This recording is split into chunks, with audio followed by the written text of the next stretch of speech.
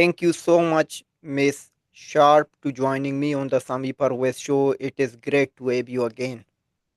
Yes, it's really great to be here. Thank you for inviting me. My pleasure, and thank you for accepting my invitation. Actually, like I have planned to not invite any major party, including Green, because I was rejected multiple time. Particularly, I was covering BC and a Saskatchewan election, so it means Yeah. I sent like multiple one. Like I know these liberals and conservative and Hmm. NDP don't respond or don't accept my invitation as an independent journalist with little like it means small number of uh, supporters or viewers.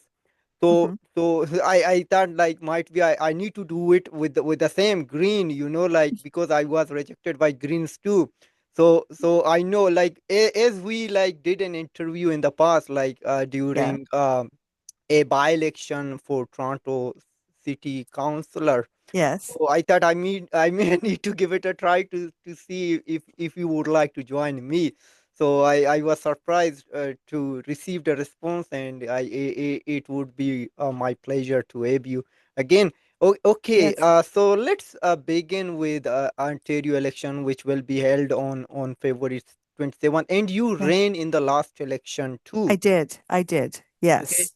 So what would you bring this time new to attract more voters, particularly from Don Valley West, to receive more votes and maybe you can get a seat in this election? Well, I think that the thing that is key is name recognition. Mm-hmm, So it's really hard to win for the Green Party to win the first time we run, right? mm-hmm, yep, We are this close to winning in Parry San Muskoka, mm-hmm, and Matt Richter has run 4 times. So that is in a small party. When you don't have the same kind of name recognition, that's one way of doing it. So I I believe strongly in green principles, and they can you can enact green policy at any level of government, right? The municipal, the federal, the provincial. But because I keep running, more and more people know my name. yep, And so we start to get people. It's been like, I'm sorry, I'm not dressed very well. I was out canvassing and yep, I rushed back to make sure I got this to this podcast. So I'm yep, just wearing a sweater, right? mm-hmm, So, because it's cold. But so that sort of door knocking, what we're finding is that people are coming to us for the first time. Like we've got a lot of signs. I think we have more signs than the liberals. And we're still getting signs from people who we have never knocked on their door. We've mm-hmm. never talked to them. They're just going to the website and ordering a sign. Wow. So it's really that's how you kind of build momentum in a small Mm-hmm, party. So yep. That's great to hear that, and our best wishes are with you. yeah. Okay. So like there are many issues, like with what's going on in Ontario, particularly Don Valley West. But Yeah. I'm going to jump a issue which is not being discussed at all. Okay. That is wage theft. Wage theft. Okay. Yeah, so I don't know like you heard it or not, but it was mentioned like I think I sent you an email. Okay. Like I heard like I Hmm. learned from it mean labor violations and wage Okay. theft in Ontario as Yeah. companies like Simplify Supply Yeah. Chain Solution and the Yeah. Cheese a Fresh Food Market have been found guilty of overworking employees and withholding wages. Yes. Despite Yes. multiple complaints, the Ministry of Labor has failed to take meaningful action, raising concerns about worker exploitation and government inaction under Doug Ford and David Piscini. David Yeah. Piscini was Minister of Labor and Immigration, but it seems like he did nothing. Like there was a protest with respect to duchies, and I believe you were at my local representative, who is Hmm. Ashlyn Clancy from Green. She Yep. told me like personally that she spoke with those protesters from like duchies who worked there, and they were not Yeah. paid very well. And she wrote a letter to Minister of Minister of Labor, which is David Bikini. I think Hmm. he did not do anything. Like Yeah. though like PC say like we are working for workers protection or saving the jobs, but they are doing opposite. Like Doug Ford particularly says that he Yep. is not a politician but a businessman. Like businessmen or men always protect Yeah. their own companies and their own uh, Yes. That's a good point. corporates. Yeah. Yeah, yeah, so they don't care about what workers do or how they do their jobs and how they Yeah. suffer, like from the basic minimum wage, or sometimes like Yep. the company's name I mentioned, particularly Simplify Supply Chain Solutions and Dutchie's food market. They are not paying wages to their employers or workers, and government is doing nothing. So I need to ask you, like, if you get elected as an MPP, or Yep. maybe if your party gets in power, so what would you do differently to make sure that workers are protected? Well, I think that this is a instance where we already have laws on the books. I mean, the we want to we want to institute guaranteed basic income, right? Mhm. Yep. And so one of the things guaranteed basic incomes does for people is it frees them because they can, it's more easy to switch jobs. It's more easy to, it becomes there's more power in people's hands. They can stop working and go to school. That's what has happened when that gets put in, right? Yep. But in the situation that we have right now, there are a lot of laws already on the books. They're just not being enforced, Mm-hmm. right?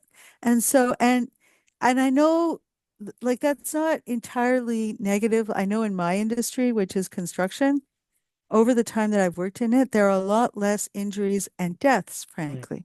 There used to be a lot of people die in the construction industry to building tall buildings mostly, right? And so and we have made progress. Like we have to think that that has happened. But at the same time, I think people are being squeezed at both ends, right?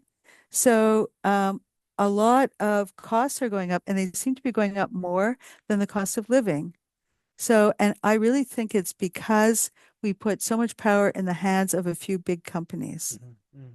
And so then their interests are not to undercut each other, right? Their interests are sort of to keep groceries high, keep internet high, keep rent high, because the same thing is happening in our rental markets, Yep. right? It's become an investment and it's become consolidated in a handful of companies. And so while people are being squeezed and all of this money is leaving their pockets, and it's not the carbon tax, okay? Yep. Yep. This is, like, look at the big things, groceries, rent, internet, right? Yep. It's not the carbon tax that's making you poor. Yep. Um, it's the fact that our governments, both liberal and conservative, both provincial and federal, have allowed big companies. They've even promoted big companies over medium-sized companies because I've heard them say this when I was an architect with the Ontario Association of Architects, and we were discussing how to how to bundle projects. Um, they said, no, we want to make the projects really big so that our companies can grow big and they can compete on the international Mm-hmm. market as if you Yep. can compete in construction, right? And so, but what happened was they didn't do that. They just raised their prices in the domestic market. Yep. And so we have this situation where we're being squeezed from both ends. And one of the things that benefits large companies are low wages and lots of unemployment, so that people feel that they do not have options, right? The power is not in their hands. And so I think we have to start enforcing what we've already got, and we need to move towards a universal basic income. Mm-hmm. Yeah, but you made a good point. Which I thought I had an interview with another candidate last time. I Mhm. said like there are rules which are in the books, but they are not being enforced. Exactly. Like Exactly. we need someone to put to enforce those rules. Like when an employer caught like for violating labor laws, their company should be shut down. Not only fining, like fining what would happen like big corporates. For Mhm. fining them 5,000 or 10,000 bucks, Mhm. so that they will continue to run, like then the customer or consumer will pay the price, they will Yep. increase the prices. So could you please give an example? So what would you do differently, like as an MP, or if your party forms a government, maybe you would be a minister. So what do you think what your party would do differently to make sure they whoever violates labor law, they would be penalized, is like they will get maximum penalties. I think so just a second. Yep. I think partly we would I'm just looking at our platform that came out like on Wednesday and I haven't read it all. Mm, But plan for workers and economic fairness. So we would cut taxes for middle and low income earners, and we would raise taxes on higher income workers. So that would, in just a second, let me move and make sure I have all of this straight. Which would really balance a little bit better. So for low and middle income making under us individual making under 65,000 or a household making under 100, they would get a tax break of about up to 1,700 a year. Um, we want to we want to increase employer health tax exemption so that small businesses, like we want to favor small businesses mhm, over, or not so much favor, but right now we're disfavored, right? We need to have an even playing field. mhm, Um, so that's really important. Um, and we want to increase minimum wage to 20 bucks an hour. And index it to inflation each year. So that 20 bucks would go up. If it's 3%, that 20 bucks would go up 3%. Um, we want to implement 10 provincially legislated sick days for everyone. mhm, We want to ban employers from requiring a sick note from a medical practitioner and end the practice of cutting of deeming, whereby the WSIB can unfairly cut benefits to injured workers. So, and we want to make it easier to form unions, and we want to legislate equal pay for equal work and put an end to wage theft. So mhm, all of those things are in black and white in our platform. We also want to take action on gig workers and protect them under the Employment Standards Act. So the Employment Standards Act requires things like if you don't get vacation because you're a part-time employee or a part-time worker, you get 4% added to your wages, right? So if you had a minimum wage yep. of 20 bucks, you would get 4% added if you were a part-time employee for things like vacation and all of the, you know, all of the standards that are in the Employment Standards Act. And we would classify gig workers as employees and would make gig work count towards permanent residency applications. Mhm, So, and also mandate that temp agency workers earn the same and have the same workplace protections as directly hired workers. mhm, So that's sort of a list.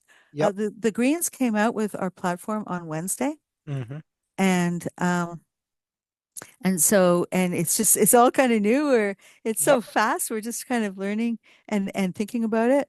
But Mhm, that's what the party would work on. So mhm. Yeah, I know, like you mentioned, yeah, I must agree, like to say that. Okay, so you already mentioned, so I'm going to ask you with respect to yeah, rising cost of living, as you said, that yep, you have a plan to have uh minim or basic income, right? You Yeah, mean I to say? think that that's something that we have to move towards. Mm-hmm. But in the meantime, 20 bucks an hour minimum wage. Or $25. Wow, that would be 20, great. 20, 20, 20, 20. 20. Okay. Yeah. Yes. So that would be good. And Yeah. what would you say? Like, how would your party or you would tackle unemployment crisis? Like it seems like there is huge unemployment. I know, like you live in Don Valley West, but I'm living in Kitchener where it hit like I think 7.2, if I'm not wrong. So I think in Okay. Ontario it could be like it is over 6, I believe. We I'd like to know more about that because I feel, and I don't know if you've noticed the same thing, but there's a lot of people in the tech industry who are unemployed. Mm-hmm. And it seems like, I think partly because the tech industry decided to stop moderating and stop, protecting their users, the social media people. Is that part of the reason? But and some people say AI, Mm-hmm. and that certainly does speed up writing of software and things like that.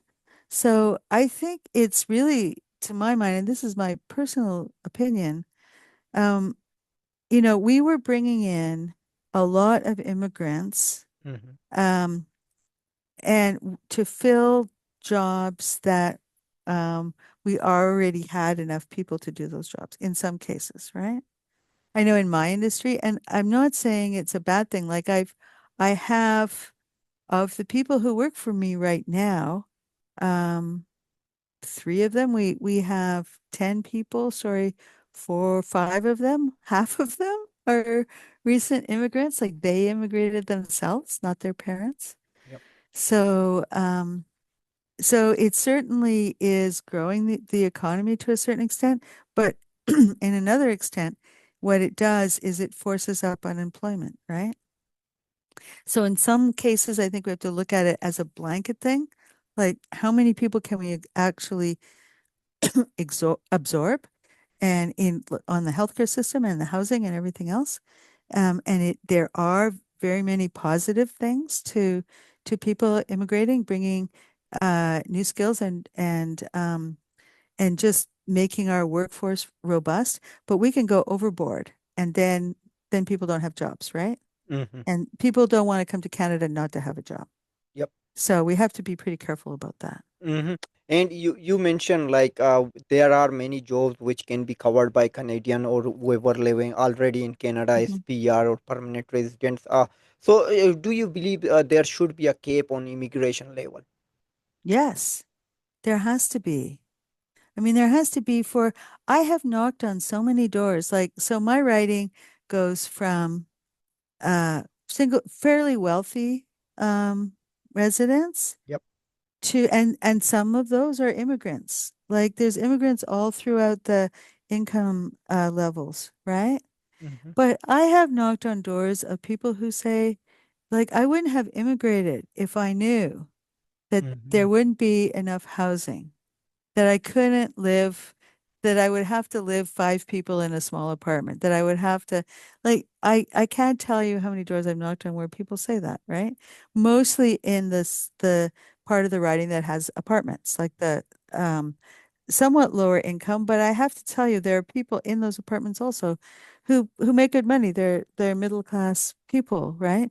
But they Yep. just can't, they're not able to afford a house or find a doctor or so we as a society, it is not ethical Mm-hmm. to bring people in that we cannot absorb. We Yep. need to, and we need to plan for this. And that means actually, I have no problem with planning for more people, Mm-hmm. right? Um, but we can't just do it uncoordinated. That's the biggest part of our problem with our government. The municipal and the provincial and the federal, they don't seem to talk to each other. Like Mm-hmm. they do on some high level, but on some low level, Yep. on a level, the practical on the ground level, they don't seem to talk to each other. Mm-hmm. Yep. That's very bad for Canadians and Mhm. taxpayers. And let's jump to another topic with respect to crime. Like the crime rate is going up, and we see like lots of criminal activities are happening. Sometimes we hear from the police like sharing on social media platform that these people are wanted or someone are released on bail, but stay caution. Like they are dangerous. So what should be done I, to protect people or I think we have to take a deep breath and look at crime statistics. The last time I looked at it was for the municipal election, and crime is not going up. mm-hmm, Like some crimes are going up, and like the murder rate is not going up. And it's really low in Canada to start with, right? So it's just like when we hear something happen, then we think, "Oh my God, it could happen to me." But it's the reverse effect of people buy lottery tickets because they think they're going to get rich, right? Like it's like 1 in 15 million or something, right? It's the same thing with really bad crime. Like, yes, it is horrible, but when you look at the big crimes that I understand are happening are car theft. mm-hmm, So the police are finally doing something about car theft, right? yep, And I've seen it when I'm out knocking on doors. There are people who have those bollards that go up and down. Like they actually pay to put that so that their cars can't be stolen because they have pretty nice cars. mm-hmm, So car theft is a big deal, and the police are finally doing something about it. Internet fraud mm-hmm, is a huge deal, particularly against seniors yep, and kids, right? yep, And they're not doing anything about it. And the conservatives are actually trying to stop the bills that would protect children from going through. mm-hmm, So in the federal parliament, right?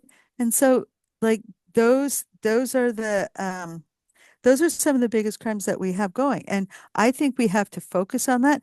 And I think we have to really look at like Doug Ford's government, for example, he put a cap on wages for nurses and teachers. He did not cap the wages for police and firefighters. mm-hmm, And you know the difference between those two things, right? Women and men. yep, But but when you look at that, I don't want to starve the police, but I want them value for money. I want them to actually say, not like sensationalist crimes here and there, but to say, okay, here's what's happening with car theft. Yes, it's coming down. Here's what's happening with internet bullying and internet fraud. Is that coming down? And the other big crime is hate crimes. mm-hmm, So, and I think that also has aspects at all levels of government that can deal with that. And we have things on the books, and we don't have a robust enough system of like the police don't come for half the crimes, right? We pay them all this money and they don't show up. And so we really I think let's not get too scared. mm-hmm, Let's take a look at what's really happening. Let's take a look at the statistics and like help you like come together and say, this is how we're going to approach fraud. This is how we're going to approach, exploitation of kids. mm-hmm. Yeah, and but with respect to, as you said, like the kids or the seniors, like they are being mostly affected from these criminal activities, and our Yeah. government is not doing enough to save them. So Yeah. so so do you have any plan what to be done to save them?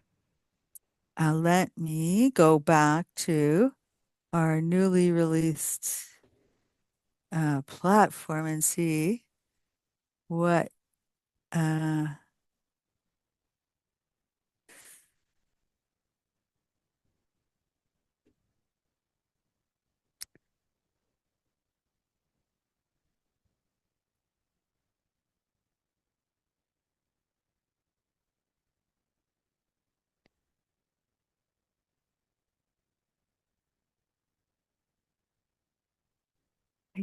I don't think we are focusing a lot on crime this time, Sammy.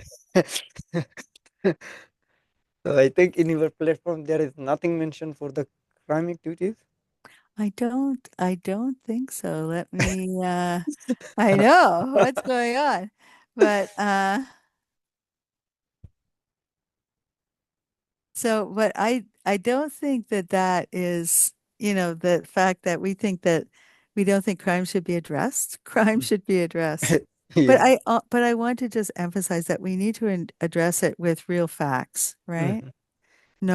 Not sort of sensational stuff, because that's what helps us. Yep. Let's put the money where it's going to affect the most people, which, Hmm. as I understand it, is fraud, internet crime, car thefts, and hate crimes. Hmm. Okay. And like, so do you think we have a healthcare crisis? Yes. So what should be done to resolve it? Well, I think everyone is kind of coming towards the same thing. I don't know if you've read Jane Philpott's book. It's really interesting. Yeah, I read. And one of the visions, and Doug Ford has adopted this, right? Mhm. Which is kind of interesting. I think everyone is on the same. This is one issue that the parties are kind Mhm. of similar as far as I can tell. And she's essentially saying, look, we can figure out how many kids we have, and we can provide a spot in a school for every kid, right? And we can see developments, we can understand how things are moving, except in uh, my particular writing is a problem, but generally the schools do a good job. Yep. We should be able to do the same thing for healthcare. We know that we need one doctor for every 3,000 people, right? I Mhm. believe that's what she said. So we know how many doctors we need. We know how many people we have. We know how many doctors we need. We need to start putting them into teams. And the reason she's talking about healthcare teams, which I believe, and I'm going to find it and read it to you, but the reason she's talking about healthcare teams is that people need stuff that doctors don't always provide, right? So, for example, I hurt myself, and I needed a physiotherapist, not a doctor, right? Yep. But that's not covered, and they're hard to get to.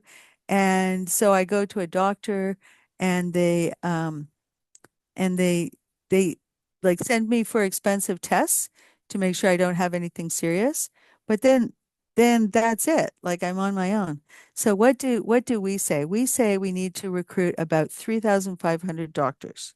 So the Greens have done the math, and that's what we need to do, including more residency opportunities, that which is what you need to train doctors, and including residency opportunities for international medical graduates. And so we hope that every single person in the province has a primary care provider within 3 to 4 years, which would be the length of the next legislature, right? And so we would work with them to dramatically decrease the paperwork they have to do. So number one, get more of them. Number two, decrease the paperwork. Number three, harmonize wages fairly across the healthcare system, and so we can retain good staff, um, and and have equitable ensure wages are equitable for and competitive internationally for nurses and doctors and all sorts of professionals. We would increase nursing enrollment by 10%. Um, and we would address the issues of PSWs, because PSWs aren't being they leave the profession really quickly, and we need them, right? Hmm. So, and we would fast track credential approvals. So those are some of the main things that we are talking about doing, but also expanding uh, money for new primary health teams. What else? We got so much stuff on healthcare. Hmm. Um, so publicly providing 24/7 non-urgent clinics, um, the stop charging doctors when patients go to a walk-in, um, integrate long-term care and services into the healthcare system in a more robust way, um, ensure better home care, and to reduce the backlog. And also stop privatization and prevent illnesses from environmental causes, and also tackling rural healthcare. Now, this sounds to me like I've just given you a laundry list. You're going to say, "Oh, Sheena, that's so expensive. That's so much money." We are the only party with a costed platform. So mhm, we are telling you where we're getting the money from and where we're putting the money to. And we are mhm, the first party to do that. We did it on Wednesday, and I don't believe any of the other parties have done so. So that's like fiscally responsible. mhm. You may Yep. disagree with it, but you can see what it is. We're y- telling you what we will do. Yep. Yeah, okay. So I know, like you already mentioned, with respect to housing crisis. So it mean you knocked some door where there were there were like 4 5 people, like living one house, Yes. and I myself living my father's apartment, not basement, father's Yes. house basement. Like Yeah. it mean I cannot afford a house at this time. Maybe I Yeah. can't afford to rent. Like which could cost like for one bedroom maybe over two thousand Yep. dollars. Yeah. So I think I heard from your Green Party leader, Mike. What is I Mike Schreiner. Mike Yeah. Schreiner. Yeah, Yeah. he had a great plan. I think Yeah. he said it would cost like 4,000 for an apartment for monthly rental something he was saying that I don't exactly recall. So could you please explain? So what's your housing plan? Oh, we have s- so much, so many plans for housing that it's not funny.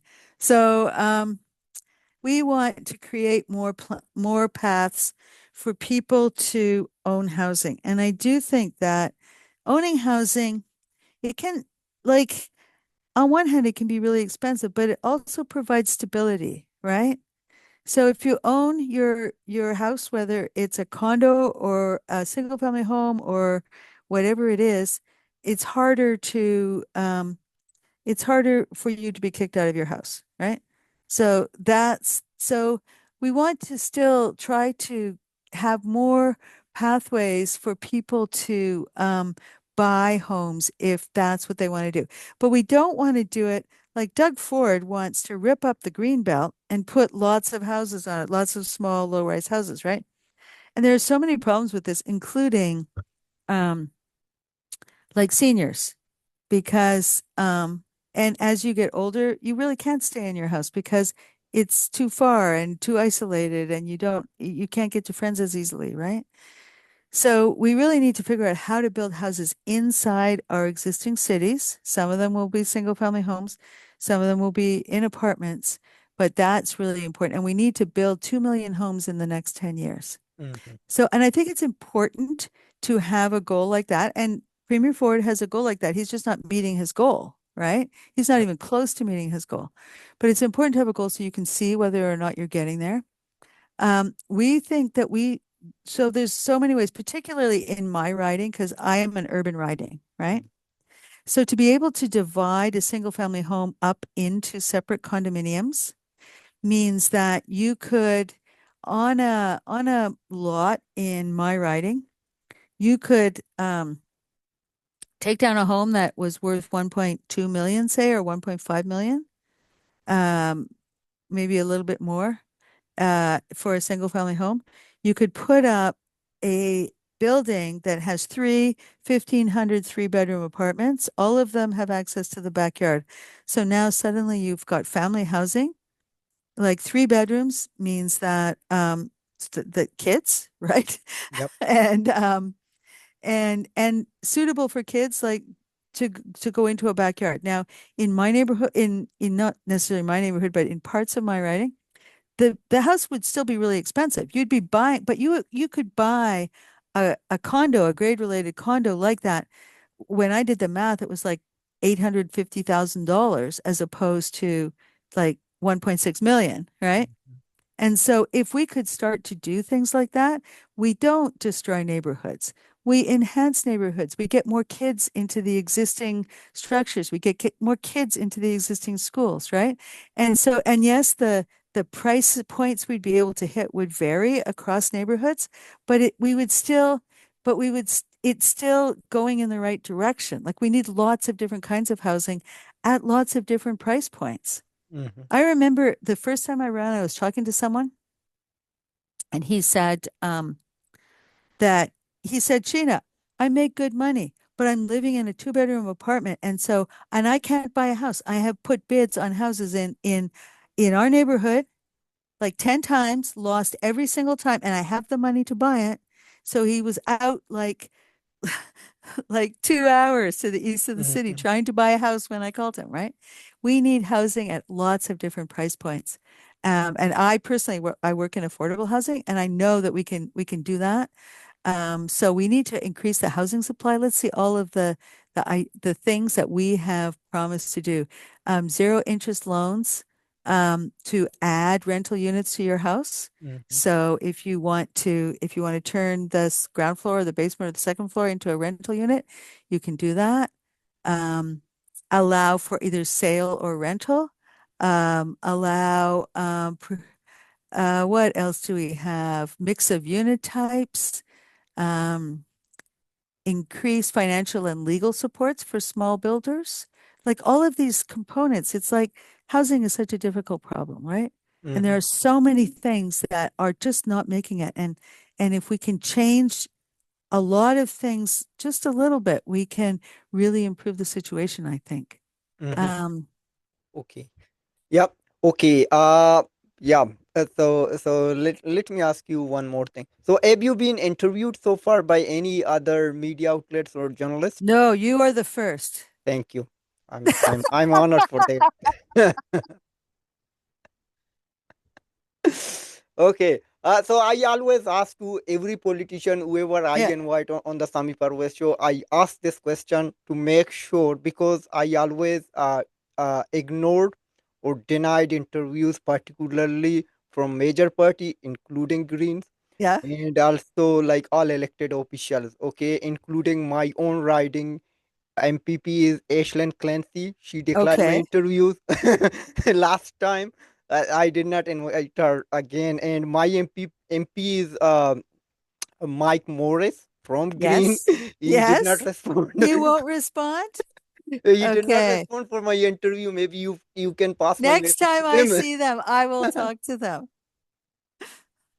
Thank you very much. I appreciate it. So, could you please comment, like, as you are running right now as a Green Party candidate, Yep. so you are more easier to approach and reachable as you appeared on the Sami Parvez show. Can you please comment if you get elected as MPP, you will appear on the Sami Parvez show I again, will. or I will. okay, okay. Thank you so much, Ashina. It was great. Okay. And what's your message to Don Valley West? Why should they vote for you? Why should they vote for me? Because um, all of this is important. Housing is important. Healthcare is important, but climate is important. And we need to transition our economy to to emissions free, like clean energy. And if we don't base everything we do on clean energy, we are going to leave a really horrible situation to our children. And like I imagine, my understanding of the science is that I will probably be dead by the time the worst happens. Okay. Mhm, So I'm not doing this for me. I think we owe it. I got a lot of benefits from Canada. I think we owe it to future generations to give them the best chance possible. And even like imagine your kids not when they're 20 or they're so cute, they're 5, you know. You want to protect them. Imagine them when they're 50 and when they're 60. Imagine what they will be facing if our weather goes crazy and our buildings are not designed to handle the wind loads or the flooding, or we're starting to see this, right? Or the forest fires just put so much pollution into the air that it can permanently damage your lungs, right? So this it's already happening. We have to stop getting worse and we have to cooperate with the whole world. And yes, China is doing better than Canada, Mm, just saying, okay? yep. So we have to cooperate with the whole world. And now is the best time to start. And all of the other three parties are not doing this. And so I would suggest that particularly I was telling you earlier that the liberals, we did a poll and the liberals are so far ahead in our riding. They're at just over 40% and the conservatives are at just under 20. So if you ever wanted to send a message, if you want to send a message, even if I don't win, if you want to send a message to the other parties, now is the election to do it. And now is the time that we need to do it. Okay. And is there like, would you like to tell your address, or if someone wants to reach you or to visit? We are at votesheenasharp.ca. And we have, for the first time, Sami, we are doing great. Like we have a campaign office now. Like Wow, I'm in my campaign office. congratulations. There are people outside the door working on the campaign. So, so the so we are growing. We are Hmm. doing well.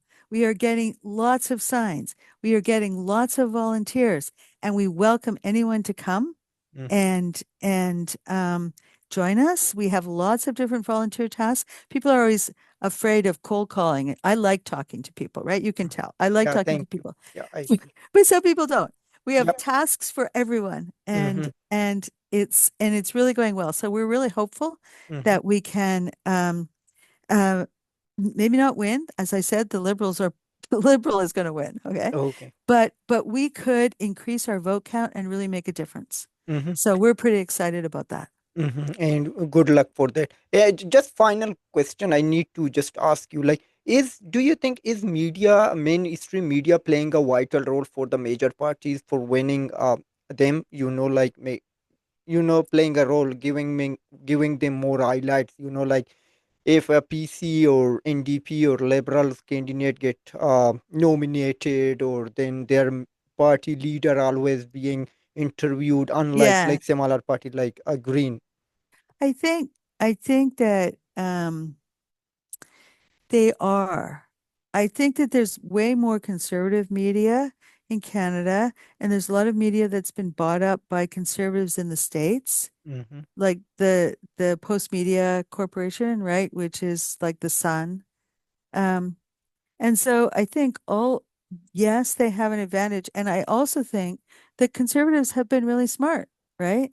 Because they go on podcasts. Mm-hmm. And and I think that the role I wouldn't underestimate the role of independent. I'm not trying to butter you up. I would not underestimate the role of independent podcasters Yep. in influencing and the conservatives have really played this well. So they have found conservative like-minded podcasters and they promote them, right? Mm-hmm. Yep. And and we don't. And that's a bad thing, right? Yep. Because we can I think that the Greens certainly we barely make a blip in the traditional media. Yep. There's some non-traditional media that is pretty good, but they don't support us in the same way that the conservative media supports conservatives. So like the National Observer is one of my favorite um media outlets, new media outlets, very all about climate action, but they're not always like they don't therefore promote the Green Party, right? Mm-hmm. Even subtly. Yep. So I think it's a big problem and it's something that we are for the first not for the first time, but my campaign this time on social media. Yep. We have a team of people who are getting like if you go and we spread the same message across all a lot like TikTok, Instagram, Facebook, With X, X, Blue Sky. Um, we have a little bit on LinkedIn. Mastodon, and I do LinkedIn. Yep. So all of that stuff, right? So we're getting consistent messages out all across. And so I think parties have to embrace non-traditional media. I think Mhm. that's really important. Yep. So, Yeah, and I'm not that's trying to correct. butter you up. I'm No, just no, no. saying I know. it's Like I really understand. important. Yeah. Yeah, Yeah. everyone is welcome to the Sami Parvez show, but like Yeah. many people ignore us or denied my request. Unlike you, but you are the only But from the green so far yeah. appeared on the Sami Parvez show. But Sammy, we can talk and we enjoy talking and it's pleasant, right? And Yeah. it cost me like maybe so I should have done a bit more homework, I admit, because I've been too busy. Hmm. But it maybe would cost me like an hour and a half. Yeah. And and so I think that's worth it. I think it's worth it. Yep. Okay. Thank you so much once again, Sheena. It was a Okay. pleasure to talking with you Yeah. and wishing you very best on your election campaign and looking forward to seeing you next MPP for Don Don Valley Valley West. West. Yes. Okay. Okay. Okay. Thank you. Thank you. My Okay. pleasure. Thank you. You take care and hopefully catch you again after Okay. election. After the Yeah. election for sure. Yeah. Okay. Okay. Thank you. Yeah. Okay. Bye. My pleasure. Good evening. Yeah. Yeah. Good night.